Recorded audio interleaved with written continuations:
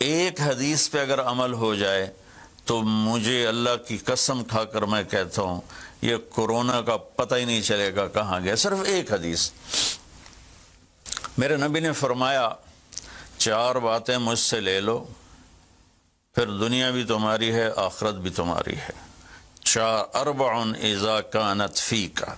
4 باتیں لے لو مجھ سے پھر دنیا بھی تمہاری ہے آخرت بھی تمہاری ہے.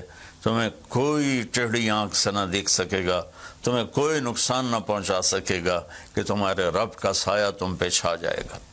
تو 4 باتیں کون سی ہیں؟ صدق و حدیث, ہمیشہ سچ بولنا, جھوٹ نہ بولنا.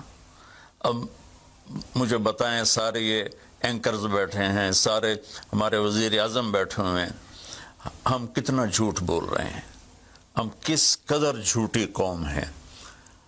ہم اس جھوٹ کے ساتھ اللہ کی بارگاہ میں کوئی مقام نہیں لے سکتے. تو میرے نبی نے پہلی بات فرمائی صدق و حدیث, سچ بولنا.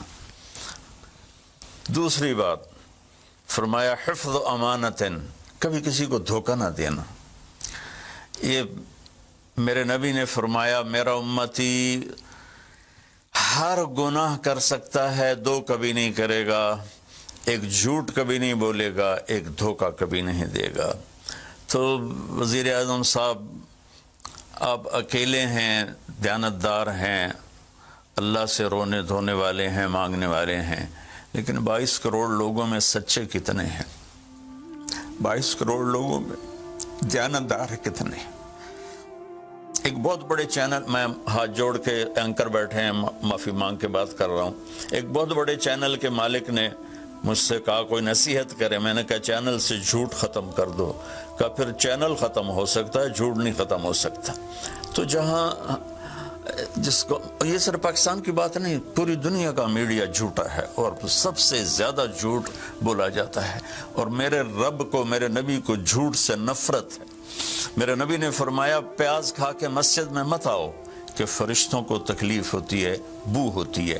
لیکن میرے نبی نے فرمایا جب کوئی مرد عورت جھوٹ بولتا ہے تو فرشتے اس کے منہ کی بدبو سے 3 میل دور بھاگ جاتے.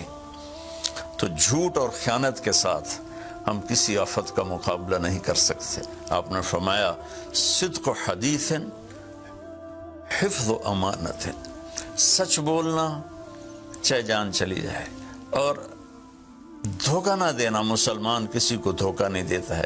تیسرا فرمایا حسن و خلیقت, اپنے اخلاق اچھے کرنا, اور اخلاق کا سب سے اونچا مقام حیا ہے. اب میں کیسے بات کروں کہ میرے دیش میں حیا کو کس نے تار تار کیا؟ میرے دیش کی بیٹیوں کو کون نچا رہا ہے؟ ان کے کپڑے لباس مختصر کون کروا رہا ہے؟ یہ کس کے گردن میں یہ گناہ ڈالوں؟ میں مجرم ہوں, میں نے اپنی قوم کو نہیں سمجھایا, میں اللہ سے معافی مانگتا ہوں. لیکن جب مسلمان کی بیٹی بے حیائی کی طرف چل پڑے اور نوجوان بے حیائی کی طرف چل پڑے تو اللہ کی رحمت. سب سے زیادہ عذاب قوم لوط پر آیا کہ وہ بے حیائی میں ساری باؤنڈریز کراس کر گئے تھے, تو اللہ تعالیٰ نے ان پر 5 عذاب بھیجے. 5, کسی قوم پہ 5 عذاب نہیں آئے, ایک ہی عذاب آتا تھا, ان پر 5 عذاب آئے. تو تیسری بات میرے نبی نے فرمائی ہے کہ حیا والے بنو, حیا والے بنو. لیکن میری نسل ہے, مجھ سے خان صاحب نے بات کی تھی پہلی دفعہ کہ میں چاہتا ہوں کہ میری یوتھ اللہ کے نبی کے ساتھ جڑے, چونکہ جو ہمارے کالج ہیں, ہماری یونیورسٹیز ہیں, ہمارے خاص طور پر جو یہ پرائیویٹ سکولز ہیں, یہ امت کو, نوجوانوں کو اللہ رسول سے کاٹ رہے ہیں. تو اللہ تعالیٰ یہ پہلا شخص ہے جس کے لیے میرے دل سے دعا نکلی جب اس نے کہا کہ میں نے آپ کو اس لیے بلایا ہے کہ میری قوم اپنے نبی کے ساتھ کیسے جڑ جائے. میں کیا بتاؤں, جب تک اس بے حیائی کو نہیں ہم روکتے, اور کوئی روک نہیں سکتا ہے, اندر سے نیت نہ ہو. سرنڈو ماڈل اسکول میں میں نے میٹرک کیا ہے. ہمارے ایک وارڈن, میں ہاسٹل میں رہتا تھا, وہ آ گئے نمازی تھے، انہوں نے نماز کی سختی کر دی، ہم بے وضو جا کے کھڑے ہو کر نماز پڑھ لیتے تھے، بے وضو، کیونکہ ڈنڈا انسان کو انسان نہیں بناتا ہے جب تک انسان اپنے من میں ڈوب کر پا جا سراغ زندگی۔ تو اگر میرا نہیں بنتا نہ بن اپنا تو بن، یہ تو اپنے اندر دل دریا سمندروں ڈوگے کون دلاندیاں جانے ہو، وچے بیڑے وچے جھیڑے وچے ونج مہانے ہو۔ میری قوم جھوٹ چھوڑ دے، میری قوم بددیانتی چھوڑ دے، میری قوم بے حیائی چھوڑ دے۔ وعفت فی تہمت، آخری بات میرے نبی نے کہا، اور رزق ہی امسا مغفور اللہ، جو صبح سے شام تک رزق حلال میں تھک جاتا ہے اس کے اس دن کے سارے گناہ معاف ہو جاتے۔